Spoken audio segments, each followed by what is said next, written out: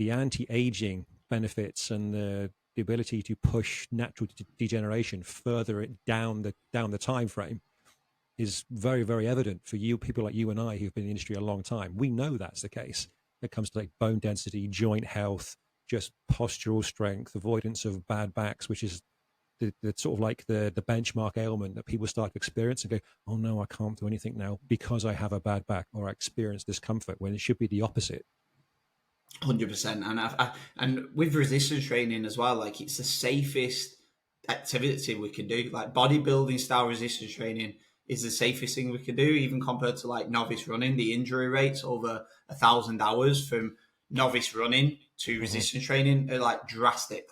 Like 4 times the injury rate from novice running to bodybuilding style resistance training. And that's not saying running's bad, you shouldn't do it. It's just saying that resistance training is ridiculously safe. And if you put onto you doing it with somebody like a qualified trainer, my hunch is that it'll make it even safer to do. So I think there is a lot of education around that side as well, because it all comes back down to barriers like we've been speaking about. If people think it's unsafe, they're not going to want to do it. And it's that education around what benefits you're going to get from doing it. The absolutely way outweigh the effects of doing it and thinking you're going to get injured. Like resistance training is probably the number one thing that everybody should be doing to some capacity in it. And again, this is not saying you need to turn into an absolute gym head. Nobody's saying you need to be like us guys who might train 4, 5, 6 days a week. No one's saying that.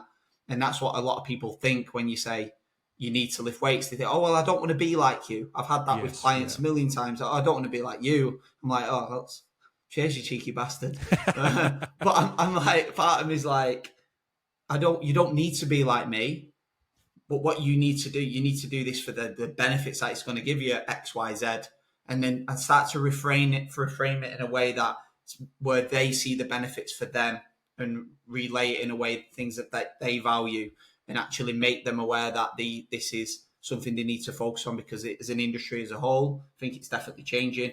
But a lot of people just think of fat loss rather than muscle building and muscle gain, and muscle gain for me is the biggest thing that people need to be thinking about. Like when it comes to this stuff, it's like that is my number one health marker right there, is muscle gain rather than fat loss, and what we can kind of showcase the benefits that by having more muscle and what it can actually bring to the table for everybody.